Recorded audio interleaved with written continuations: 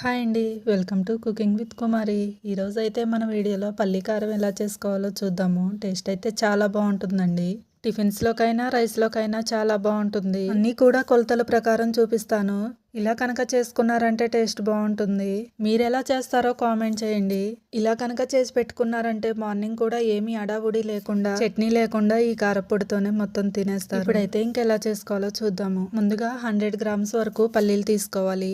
1 spoon వరకు మెంతులు, 4 స్పూన్ల వరకు అవిసె గింజలు, 2 స్పూన్ల పచ్చిశనగపప్పు, 2 స్పూన్ల జీలకర్ర, 2 స్పూన్ల వరకు ధనియాలు. అవిసె గింజలు మీరు కావాలంటే వేసుకోవచ్చు, లేదంటే స్కిప్ చేసుకోవచ్చు. అవి వేసుకోవడం వల్ల టేస్ట్ బాగుంటుంది, హెల్త్ కూడా చాలా మంచిది. 100 గ్రామ్స్ పల్లీలు తీసుకున్నాం కాబట్టి 50 గ్రామ్స్ వరకు ఎండుమిరపకాయలు అయితే సరిపోతాయి. అయితే నీట్ గా తొడిమెలు తీసుకొని తుంచేసుకున్నాక స్టవ్ వెలిగించుకొని ఒక కళాయి పెట్టుకొని ముందుగా పల్లీలు వేసుకొని మీడియం ఫ్లేమ్ లో పెట్టుకొని మంచిగా వేయించుకోవాలి. చూసారు కదా, ఈ విధంగా వేయించుకున్నాక తీసి పక్కన పెట్టుకొని 1 టేబుల్ స్పూన్ వరకు ఆయిల్ వేసుకొని ముందుగా తీసి పెట్టుకున్న పచ్చిశనగపప్పు, ధనియాలు, జీలకర్ర, మెంతులు, అవిసె గింజలు, ఒక చిన్న కప్పు వరకు ఎండు కొబ్బరి వేసుకోండి. టేస్ట్ అయితే చాలా బాగుంటుంది. ఇలానే అన్నీ కూడా వేసుకొని మీడియం ఫ్లేమ్లో దూరగా వేయించుకొని తీసి పక్కన పెట్టేసుకుందాము. చూసారు కదా, ఇలానే మొత్తం తీసి పక్కన పెట్టేసుకున్నాక అదే కళాయిలో ముందుగా తీసి పెట్టుకున్న ఎండుమిరపకాయలు కూడా వేసుకొని 1 టేబుల్ స్పూన్ ఆయిల్ కూడా వేసుకొని వేయించుకోవాలి.